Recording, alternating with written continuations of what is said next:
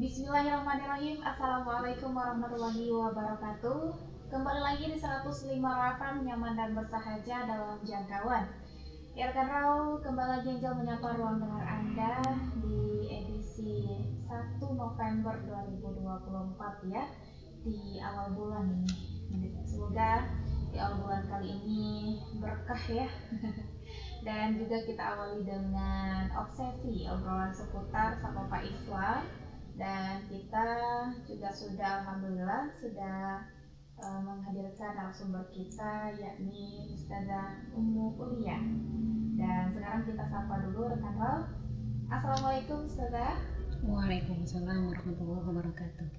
Gimana kabarnya Ustazah di siang hari ini? Alhamdulillah sehat, luar biasa. Alhamdulillah. Sudah 3 minggu sehat. Ya Ustazah? Kita Iya. tidak berjumpa 3 minggu ya. Iya. Sehat ya Mbak Angel ya? Alhamdulillah sehat juga. Iya, tentunya ya, Angel sehat, Ustazah sehat, dan juga rekan Rau dimanapun berada yang sedang mendengarkan kita di sini juga senantiasa sehat ya. Kalau gitu kita akan membahas tentang apa ini Ustazah? Kita hari ini membahas yang ringan-ringan dulu ya. Yang ringan-ringan Ya. seperti apa? Belajar dari kisah-kisah inspiratif para sahabat dan tabiin ya. Kita bahas hari ini. Oke.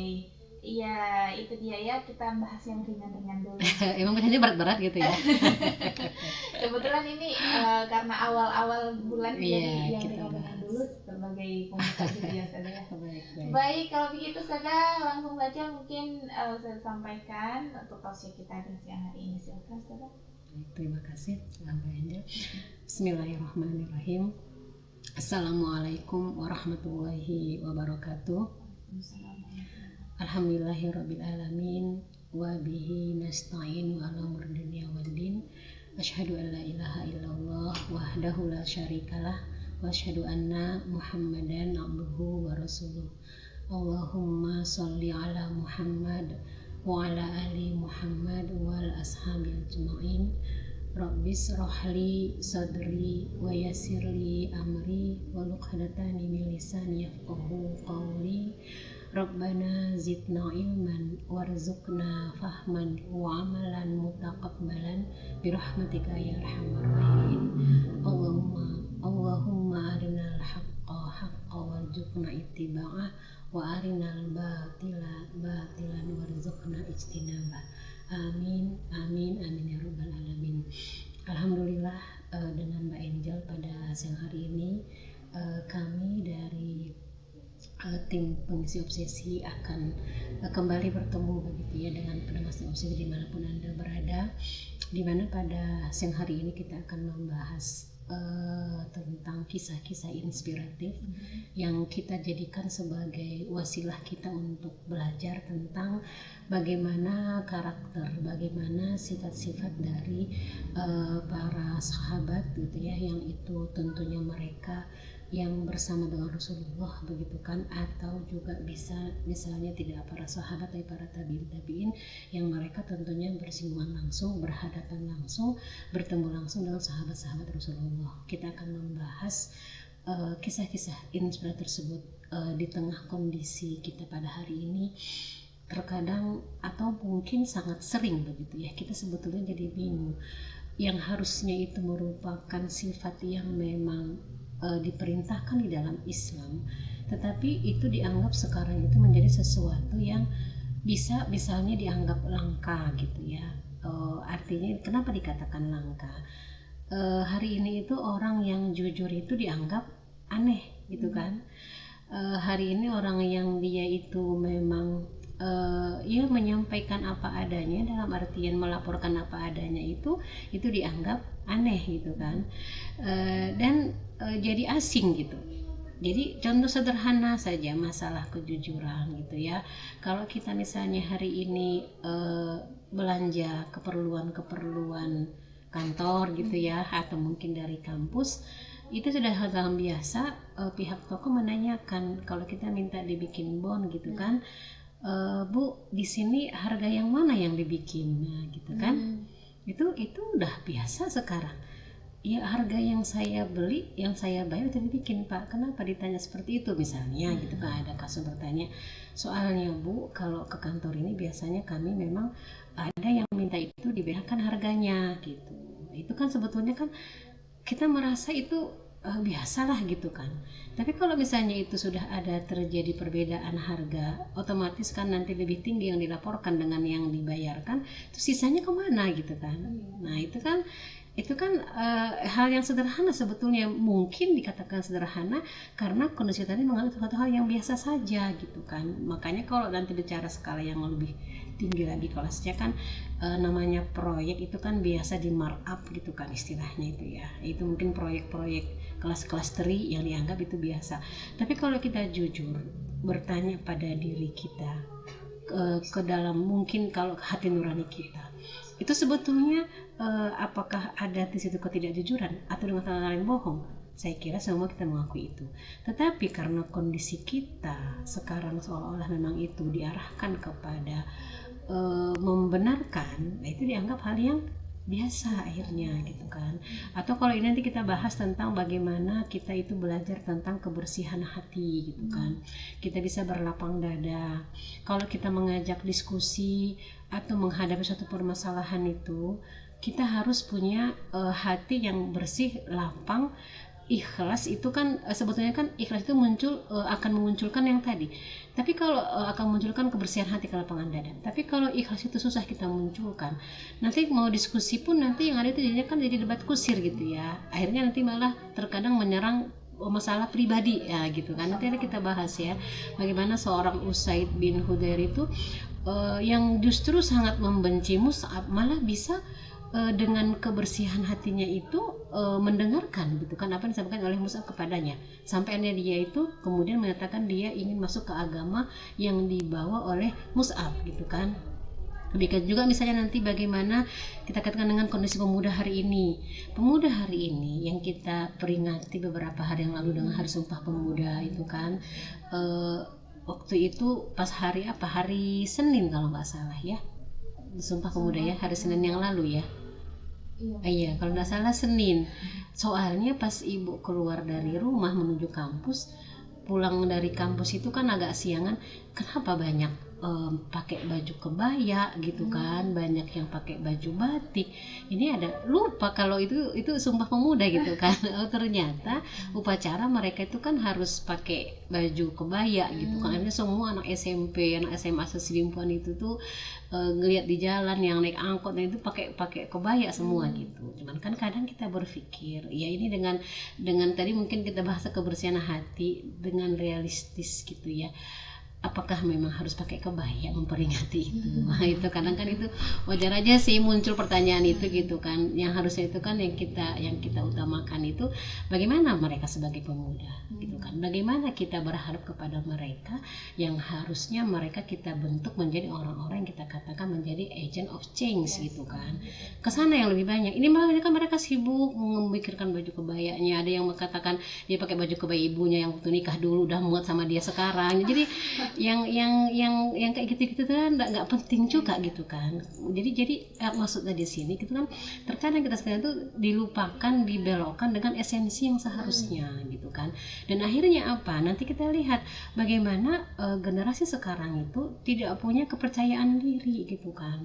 Mereka itu gampang sekali rapuh, tidak tangguh gitu kan. Makanya kan banyak itu kan jadinya kan generasi sekarang ada kan generasi strawberry gitu kan, generasi yang lembek, yang kena col dikit udah luka gitu kan. Akhirnya kan nanti mereka orang jadinya kan jadi insecure gitu kan, tidak berani untuk menyampaikan apa-apa. Belum lagi nanti sekarang apalagi tuh banyak sekali kayak istilah FOMO lah apalah gitu kan. Jadi akhirnya memang kalau kita tarik semua itu menjadi orang-orang yang mereka generasi muda yang tidak punya kepercayaan diri dan juga mereka tidak punya keberanian gitu kan. Itu yang terjadi akhirnya gitu. Dan mereka dibikin menjadi generasi yang hanya berangan-angan gitu kan. Karena kan yang mereka lihat di sosial media mereka itu kan bisa jadi kan tidak semua kita itu bisa mengikuti itu, tapi kan mereka berangan-angan aku pengen seperti itu gitu kan. Jadi akhirnya yang terjadi dia antara realita yang dia rasakan dengan apa yang dia lihat itu kan dia kontra gitu kan. Maka akhirnya yang ada kan ya tidak ada lagi keinginan untuk dia untuk berani percaya diri, mampu untuk mencapai kesuksesan gitu kan. Ada juga mungkin yang memang dia bisa inspiratif, cuman yang kita bahas ini kan kita bahas secara mayoritasnya gitu kan.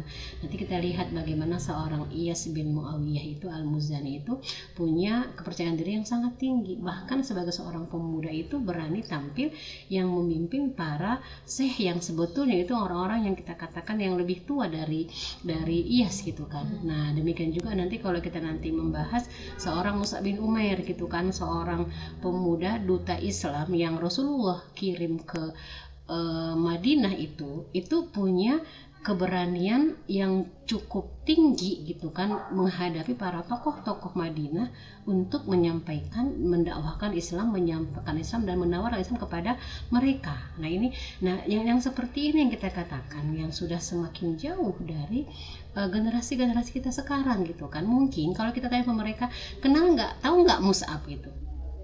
Kayaknya kalau ada bikin konten gitu ya, coba dibikin nama-nama sahabat terus masuk ke satu sekolah gitu ya, kenal nggak Mus'ab, kenal nggak Usaid, kenal nggak Zaid bin Haritsah misalnya gitu kan. Kalau ibu sih pesimis gitu ya kalau mereka mengenal itu gitu kan, padahal harusnya itu yang mereka harus pelajari, yang harus mereka jadikan sebagai pembelajaran buat mereka untuk membentuk bagaimana harusnya mereka menjadi agent of change tadi gitu kan. Nah sekarang kita lihat dulu ya yang pertama, saya mulai dari pembahasan bagaimana seorang Iyas bin Muawiyah itu kan seorang pemuda Al-Muzani yang punya kepercayaan diri yang cukup membanggakan begitu ya. Nah kalau kita lihat dari salah satu sumber yang membahas tentang kisah Iyas ini, dikatakan ini terjadi pada masa Abdul Malik bin Marwan. Jadi ini merupakan salah satu khalifah pada masa Bani Umayyah. Nah jadi dia merupakan, kalau orang Arab itu kan biasanya kan pakai bin Marwan, berarti kan ayahnya berarti kan Marwan gitu ya. Jadi Marwan itu merupakan khalifah yang ada pada masa Bani Umayyah, dan Abdul Malik ini merupakan anak dari Marwan. Jadi merupakan khalifah pada masa Bani Umayyah yang khalifah yang kelima. Jadi termasuk khalifah yang berkuasa itu lumayan cukup lama gitu, dari tahun 685 Hijriah sampai 705 Hijriah.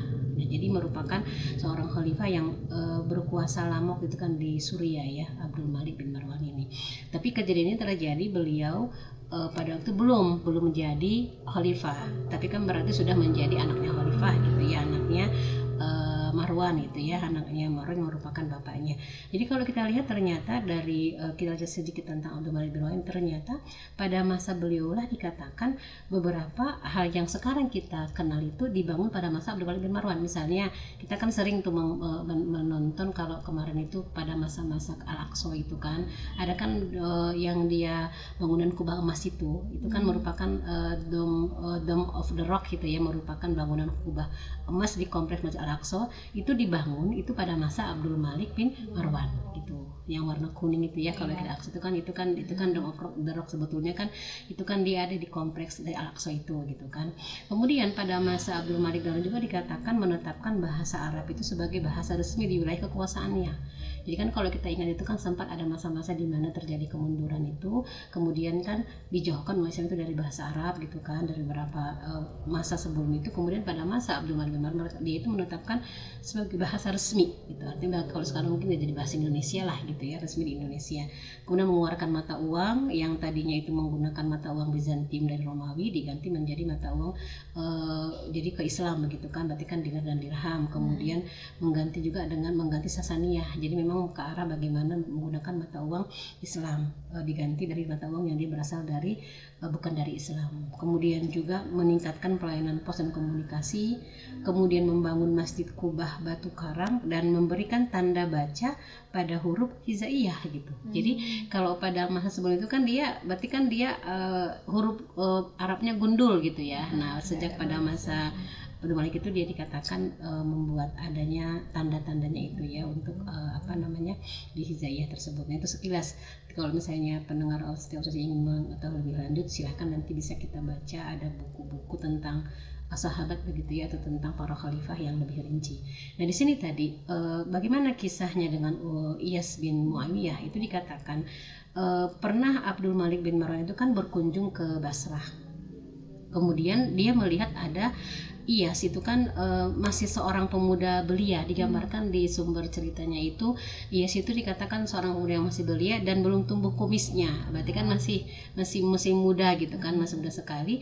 Nah kemudian tapi di belakang Iyas itu ada 4 orang quro, artinya mereka ahli membaca Al-Quran yang berjenggot dan mengenakan pakaian hijau mereka.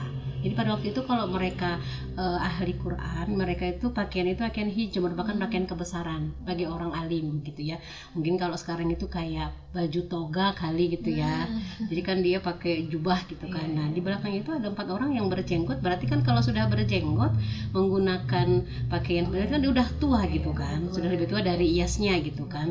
Kemudian sementara Iyas ada di hadapan mereka. Jadi kemudian Abdul Malik berkata, percuma dengan orang-orang berjenggot ini, apakah di antara mereka tidak ada syekh yang mengetuai mereka gitu kan. Jadi maksudnya ketua mereka siapa ya, keempat orang ini. Kemudian mereka menyodorkan Iyas untuk maju yang justru sangat muda gitu kan. Nah Abdul Malik kemudian menoleh kepada Iyas seraya berkata, berapa umurmu hai anak muda? Umurku mudah-mudahan sesuai dengan umurnya Usamah bin Zaid ketika Rasulullah SAW mengangkatnya sebagai panglima perang yang di dalamnya ikut serta Abu Bakar dan Umar. Nah kalau kita balik ke sejarahnya itu kan, ke sirah itu Usamah bin Zaid itu diangkat menjadi panglima perang oleh Rasul itu kan pada umur sekitar 18 tahun. Jadi segitulah kurang lebih umur dari Iyas begitu kan. Kemudian itu yang dijawab oleh Iyas. Abdul Malik berkata, majulah wahai anak muda, semoga Allah memberkahimu. Jadi sini kita lihat bagaimana seorang Iyas itu yang masih sangat muda gitu kan, bisa dikatakan ternyata memang dia yang menjadi yang mengetuai lah gitu ya, yang mengetuai keempat orang quro ini yang berhadapan dengan Abdul Malik bin Marwan, yang mereka para syekh, mereka ahli membaca Al-Quran, sudah pakai pakaian hijau gitu kan. Nggak nyangka berarti kan Abdul Malik kalau ternyata Iyas itu yang menjadi pemimpin mereka gitu.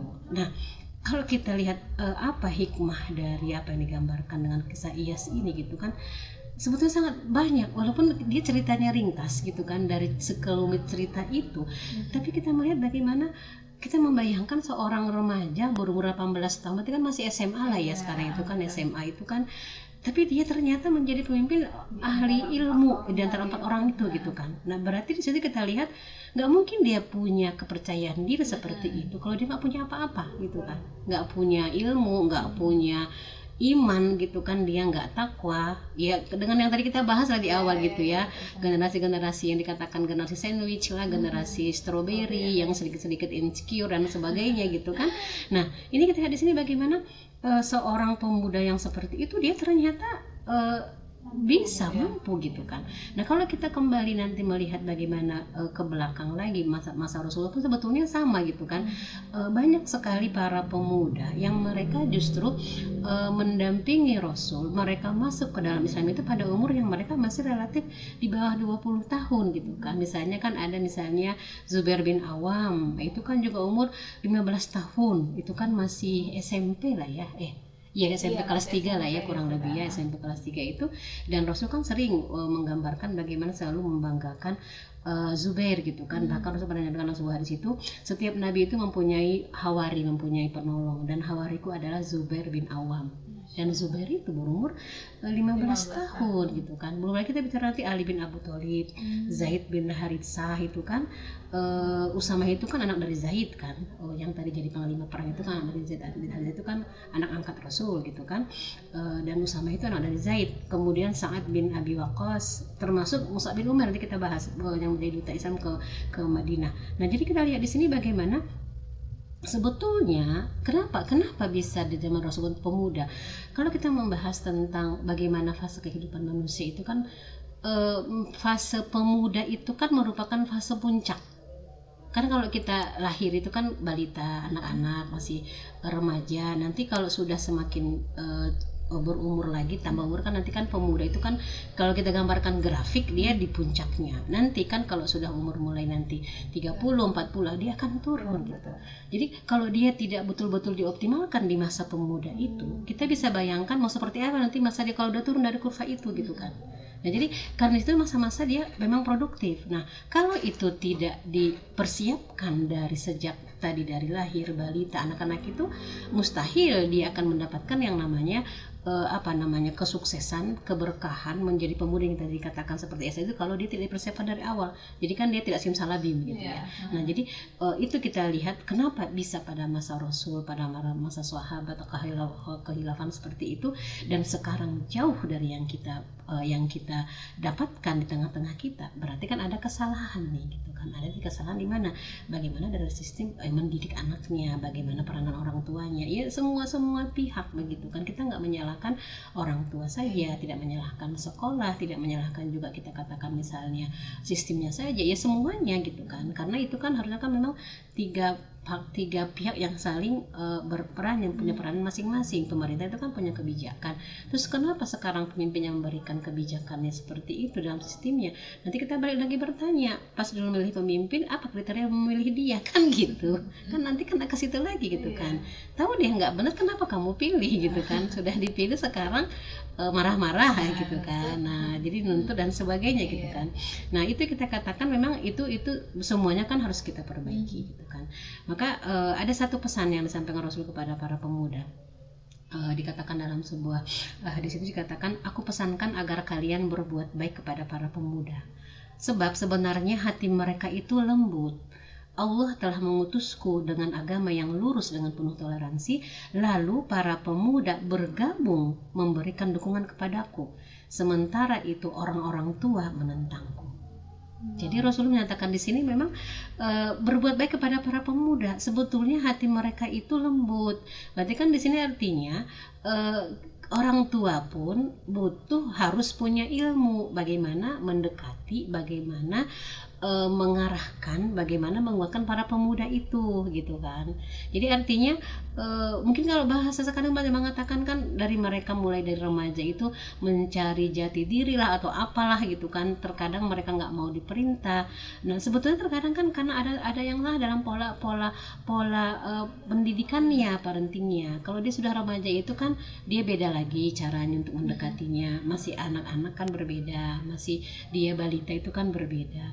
Jadi sebetulnya itu perlu untuk difahami dulu kalau sebagai seorang orang tua gitu kan. Makanya kalau dalam pendidikan Islam itu sebetulnya kan nanti di sekolah itu dipelajari betul-betul. Kenapa? Karena negara juga mempersiapkan mereka. Misalnya nanti kan yang remaja laki-laki nanti kan menjadi seorang ayah, menjadi seorang bapak, jadi orang suami. Nah ibu-ibu pun nanti kan para remaja putri kan mereka akan menjadi ibu, mereka menjadi istri.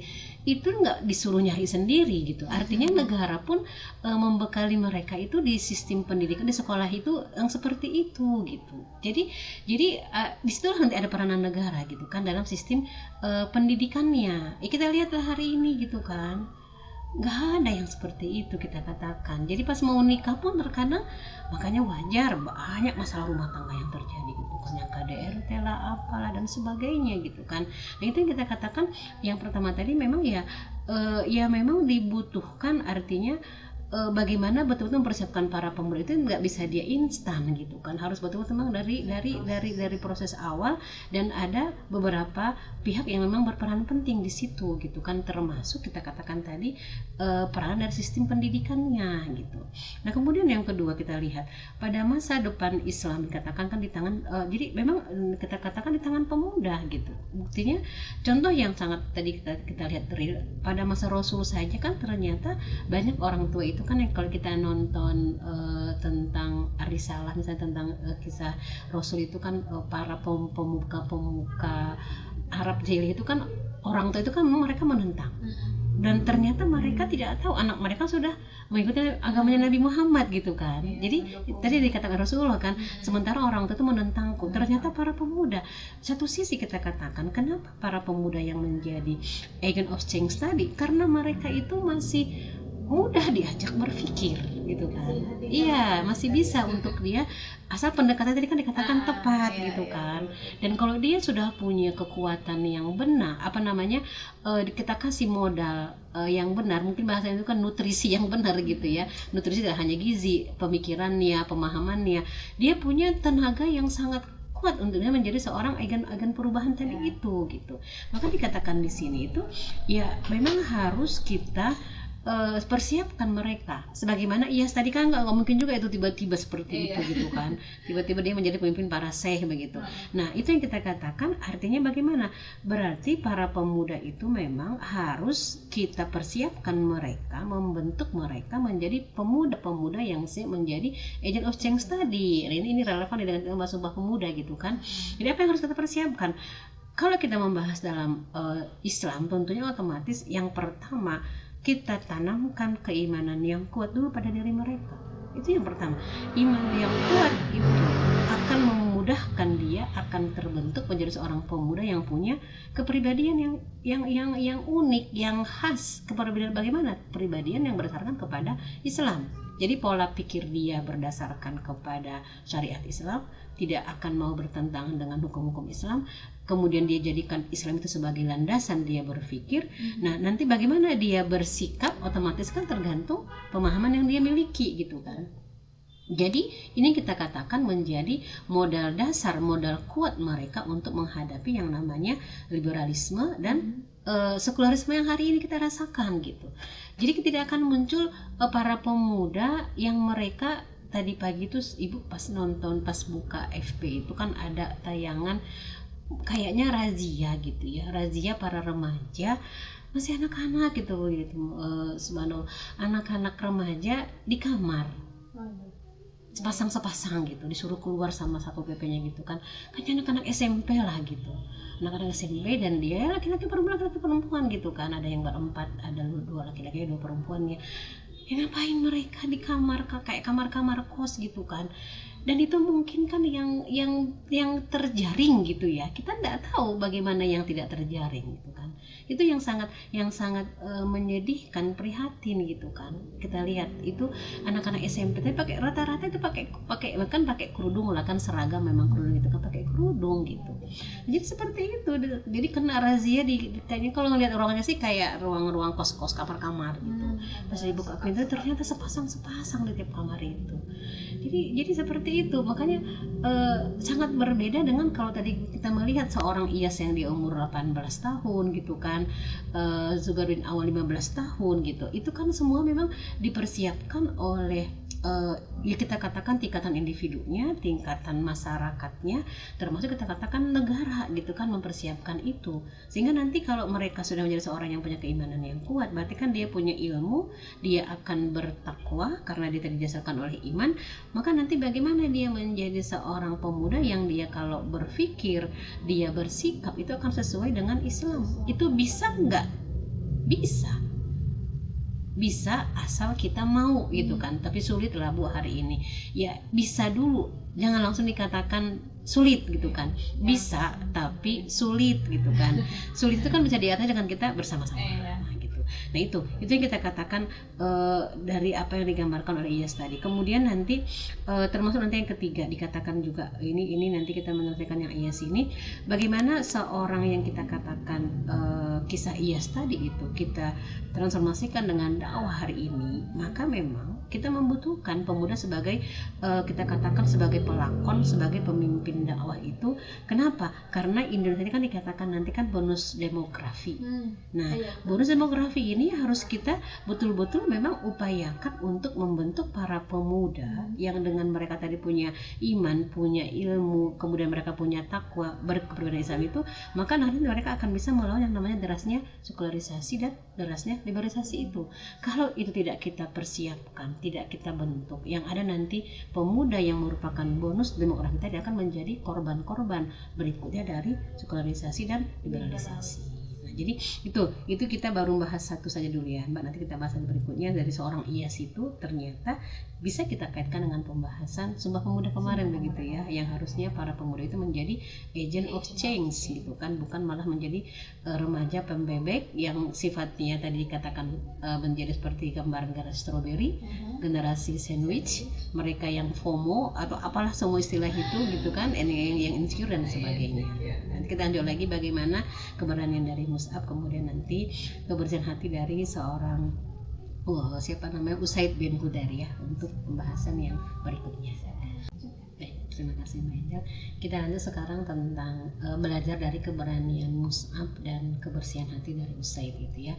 Jadi kalau kita bahas ringkas saja tentang Mus'ab itu kan adalah duta yang Rasulullah kirimkan, yang diutus ke Madinah mengajarkan Islam kepada kaum muslimin di Madinah setelah Baitul Aqabah yang kedua. Jadi di sini dikatakan bahwa bagaimana Mus'ab itu kan mengajarkan, memperkenalkan Islam kepada penduduk Madinah. Nah, salah satunya yang kita bahas sekarang itu bagaimana sampainya Islam kepada Usaid bin Hudayr, adalah seorang tokoh Bani Asyal dan Sa'ad bin Mu'az, pemimpin Bani Aus. Jadi dikatakan dalam kisahnya itu mereka berdua itu kan sedang duduk membicarakan, mereka tahu ada orang asing yang datang dari Mekah, berarti kan Mus'ab itu kemudian dia mengesampingkan agama mereka yang ada di Madinah dengan datangnya Mus'ab ke tengah-tengah mereka. Jadi dibicarakan oleh Usaid dan Sa'ad. Jadi dua-duanya merupakan pemimpin Bani Aus, pemimpin yang ya kita katakan pemimpin di Madinah lah. Satu kan dari Bani Aus, satu pemimpin tokoh dari Bani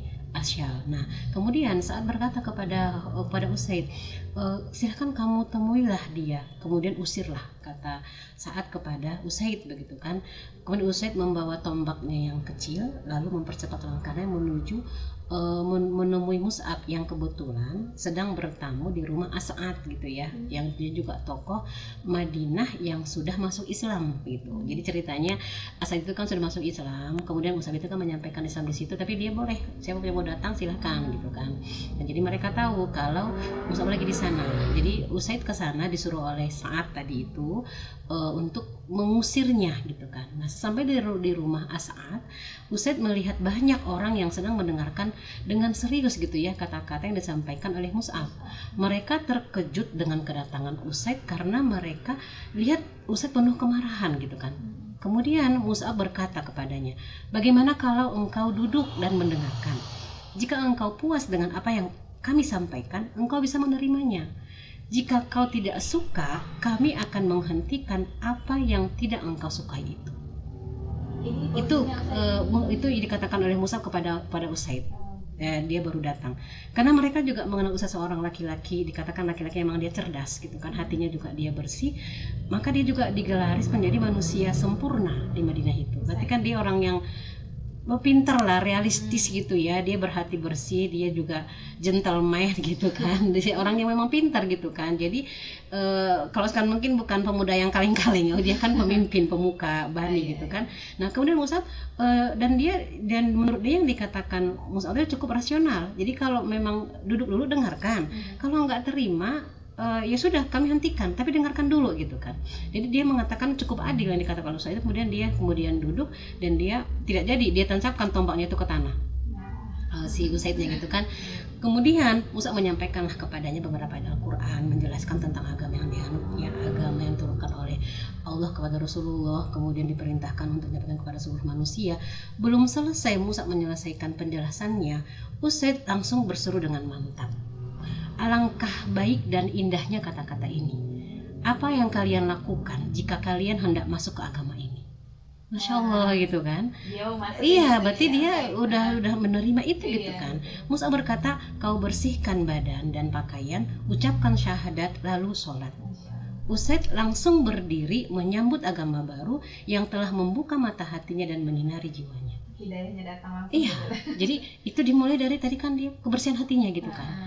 dia bisa mendengarkan dulu gitu kan. Apalagi bayangkan kalau zaman hari ini gitu kan, ada seorang orang baru, dia pemimpin di daerah itu, siapa sih kamu gitu kan. Nah berarti kan memang dia punya berlapang dada, punya. Nah disitulah kita kalau nanti membahas, berarti kan hidayah Allah itu kan diberikan kepada orang-orang yang siap gitu kan. Nah itu jadi seperti itu kan. Nah jadi di sini kita lihat ada dua hal. Yang pertama, dialog dari Mus'ab dengan Usaid ini, yang pertama kita mengatakan dari Mus'abnya dulu. Sebagai seorang penyuruh Islam, sebagai seorang duta Islam, Mus'ab berani memiliki kepercayaan tinggi itu kan bukan kaleng-kaleng lah ya. Pasti dia punya ilmu. Dia punya ilmu dia itu diperkuat dengan tentunya kan landasannya keimanan. Dia utusan Rasulullah gitu loh kan, nggak akan kita ragukan lah kualitasnya gitu kan. Dia seorang aktivis dakwah kalau zaman sekarang, dan dia mengatakan duduk dengarkan dulu gitu kan. Berarti kan punya etika juga, sopan gitu kan. Jika puas terima, jika tidak puas aku berhenti bicara gitu kan. Ya rasional juga gitu kan. Nah ini pelajaran bagi para pengemban dakwah hari ini itu kan, harus punya bermental pejuang. Nah harus juga menjadi seorang pembelajar. Karena kalau kita menguasai, kita akan pede. Mungkin kalau yang mungkin kayak ibu karena ngerasa sebagai pengajar gitu kan, kenapa kita bisa pede mengajar depan mahasiswa? Karena kita udah menguasai ilmunya gitu kan. Tapi kalau punya ilmu itu dan terus kita belajar dan belajar. Tapi kalau kita nggak punya ilmunya, kita akan kelihatan nggak konsisten, pelangap. Jangan sampai pelangap pelongo ya. Itu parah sih. Janganlah dosen pelangap pelongo ya. Maksudnya pasti kelihatan beda. Tapi tentunya di sini kita katakan titik pentingnya juga bukan sekadar pintar. Pintarnya landas iman, ilmunya karena iman. Maka nanti apa yang disampaikan kan juga Allah pun akan ada di situ gitu kan. Kan kita juga nggak mengatakan nggak ada Allah. Bagaimana bisa seperti itu? Nah makanya ini menjadi menjadi motivasi buat para pengemban dakwah. Maka dikatakan dalam sebuah hadis gitu, Nabi SAW pernah bersabda, barang siapa yang menyuruh kepada sebuah petunjuk, baginya pahala seperti pahala orang-orang yang mengikutinya. Hal tersebut tidak mengurangi akan pahala-pahala dari sedikit pun dari barang siapa yang menyuruh kepada kesesatan, kebalikannya maka dosanya juga seperti dosa yang mengikutinya, dan tanpa mengurangi dosa dari yang mengikutinya. Nah itu yang pertama. Yang kedua, ini kita lihat berikutnya itu kan dari sisi yang diseru, berarti kan tadi Usaid itu kan, Islam itu didakwahkan itu karena memang kita dari pengemban dakwahnya kan memang karena dasar ikhlas begitu kan. Nah orang yang mendengarkan itu pun kalau dia memang orang yang tulus, dia orang yang berlapang dada, punya kebersihan hati, maka dia akan menerimanya juga dengan ikhlas gitu kan. Jadi artinya akan disampaikan sesuai dengan bagaimana apa yang dia sampaikan, yang didengarkan, bukan melihat level orangnya gitu. Nah kita ingat bagaimana ada mutiara hikmah dari dari Ali bin Abi Thalib yang mengatakan, perhatikanlah apa yang dikatakan, jangan memperhatikan siapa yang berkata. Ini akan menggambarkan kebersihan hati seseorang mendengarkan tausiah, mendengarkan nasihat dan sebagainya. Maka di sini kita lihat bagaimana pembelajaran dari Usaid dilakukan dengan hati yang bersih dan pikiran yang jernih gitu kan. Walaupun awalnya kan dia datang dengan marah mau mengusir gitu. Bawa tombak lagi gitu kan, walaupun dia kata tombaknya kecil gitu ya, cuman sekecil apa juga kan, bayangkan di zaman itu mungkin besar juga itu tombaknya gitu kan. Tapi itu kita lihat bagaimana artinya orang yang memang dia berpikir, karena kan sebetulnya kan manusia itu kan punya kemampuan tafkir itu kan kita punya semua. Cuman masalahnya kemampuan tafkir kita itu kita gunakan nggak? Ibarat dia pisau, kita tajamkan nggak selalu pisau itu. Kalau kita nggak tajamkan, dia tumpul, disimpan lagi di kamar mandi dekat bak mandi yang ada karatan gitu kan. Tapi kalau dia memang punya pemikiran, dia terus mengasah, itu akan lebih mudah gitu kan. Dia akan lebih berlapang dada, kemudian lebih mudah menerima kebenaran gitu. Nah itu nanti akan muncul dengan dia memang melayakkan diri, nanti Allah akan memberikan petunjuk gitu kan. Karena kalau nggak ada di situ dia melayakkan diri dia, kemudian Allah memberikan petunjuk, harusnya semua orang pintar itu muslim dong gitu kan. Tapi kan ternyata kan tidak gitu kan. Nah artinya di situ memang tetap ada Allah di situ yang memberikan petunjuk buat dia, tapi dia pun memang melayakkan diri dia mendengarkan kebenaran itu gitu. Nah makanya di sini kita katakan, oleh karena itu bagi mereka yang menyuruh kepada Islam hari ini begitu kan, menyuruh kepada melaksanakan amar ma'ruf nahi mungkar, itu memang dibutuhkan orang-orang yang seperti Mus'ab tadi, tetapi tidak bisa dia punya, kalaupun dia dikatakan tangguh, bermental baja dan sebagainya, itu muncul kalau dia juga melayakkan diri gitu kan. Kemudian bisa punya percaya diri yang tinggi menghadapi para pemuka-pemuka seperti itu, para tokoh seperti itu kan, dia juga menjadi seorang yang pembelajar. Artinya terus dia bekali diri dia dengan amunisi ilmu gitu kan, sehingga nanti pada waktu dia bertemu dengan siapapun, orang melihat dia itu bukan dari level dia siapa, tapi apa yang dia sampaikan gitu. Nah, yakinlah akan bertemu dengan orang yang sama, yang dia juga tidak akan melihat siapa sih itu yang ngomong gitu kan. Tidak, tapi dia memang kalau orang yang tepat, dia orang yang punya kebersihan hati, orang yang punya lapang dada, dia nggak akan memperdulikan itu gitu kan. Maka dia mendengarkan apa yang disampaikan. Tapi ya bukan juga berarti kalau begitu pengemban dakwah sama memberikan penampilan, enggak juga gitu kan. Masa pengemban dakwah kucel nggak menarik gitu kan. Ya standar lah gitu kan, nggak juga harus glowing misalnya, tapi kan enak dipandang gitu kan. Terus kalau bicara nanti bau badan enggak bau gitu kan, pakai parfum enggak usah gitu kan. Nah, jadi ada standarnya. Tapi yang diutamakan tadi, kalau kita seorang yang dikatakan pembelajar, orangnya ikhlas, kemudian melaksanakan semata-mata mengharapkan ridho Allah, melaksanakan dakwah tadi karena Allah, yakinlah Allah juga akan memberikan akan memantaskan dia, dan orang pun jadi memandang dia itu enak karena ada Allah kan yang mengenang, yang selalu bersama dia gitu kan.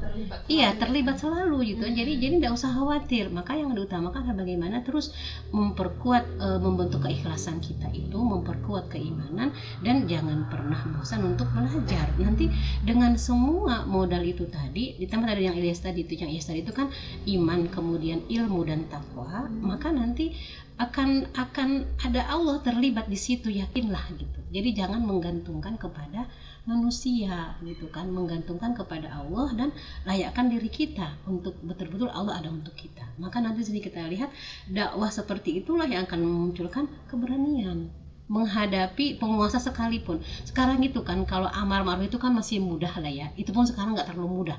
Kita kan menyuruh orang sholat, itu malah ada ketemu orang yang sedang pacaran, itu kan juga sebetulnya kan itu nahi mungkar, itu nggak gampang gitu, nggak gampang, pakai banget lagi ya, apa sih urusanmu, karena kita sudah dididik kan nafsi, liberalisme itu kan sudah betul-betul, jadi ini urusanku, ngapain kamu urusin urusanku gitu kan.